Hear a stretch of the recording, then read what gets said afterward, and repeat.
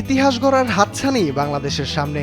তাই হয়তো রাওয়ালপিন্ডির আকাশটা বিকেলে যেন বেরসিকের মতো মন ভার করে কালো হয়ে বসে থাকলো, যেখানে কিনা বাংলাদেশের সামনে শুধু সিরিজ জয় নয়, সুযোগ নিজেদের ক্রিকেট ইতিহাসে প্রথমবারের মতো পাকিস্তানকে হোয়াইট ওয়াশ করবার, তাও আবার টেস্টের মতো ক্রিকেটের এই কৌলিন সংস্করণে। রাওয়ালপিন্ডিতে বাংলাদেশ ও পাকিস্তানের মধ্যকার দ্বিতীয় টেস্টের চতুর্থ দিন শেষে সব ক্রিকেট ভক্তদের মনে একই প্রশ্ন: বাংলাদেশ কি পারবে পাকিস্তানকে হোয়াইট ওয়াশ করতে? তবে সবচেয়ে বড় বাধা যে আগামী দিনের আবহাওয়া।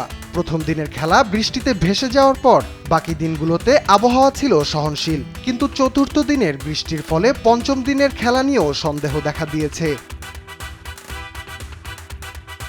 আবহাওয়ার পূর্বাভাস অনুযায়ী আগামীকাল সকালে রাওয়ালপিন্ডির বিভিন্ন স্থানে বজ্রঝড়ের সম্ভাবনা রয়েছে, যার সম্ভাব্যতা 40%। সকালে আকাশ মেঘাচ্ছন্ন থাকবে এবং দুপুরের পরও কিছু সময় মেঘ দেখা যেতে পারে। তবে বিকেলে আকাশ পরিষ্কার হয়ে সূর্যের আলো আসার সম্ভাবনাও রয়েছে।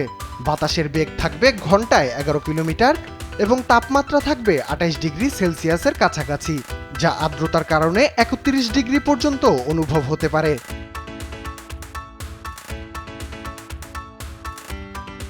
যদি আবহাওয়া সহায়ক হয় এবং বৃষ্টির প্রভাব না পড়ে, তবে বাংলাদেশ শেষ দিনে পর্যাপ্ত সময় পাবে পাকিস্তানকে হারানোর।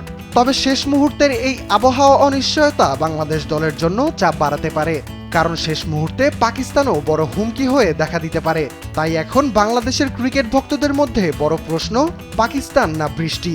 বাংলাদেশের জয়ের পথে বাধা কোনটি?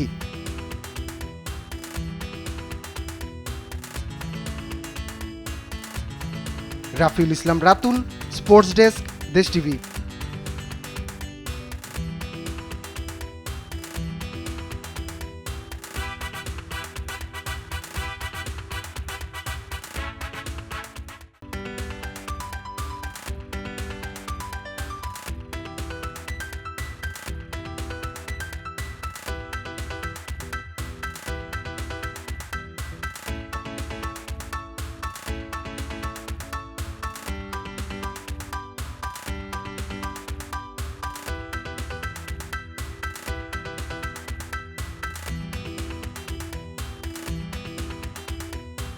তবে সব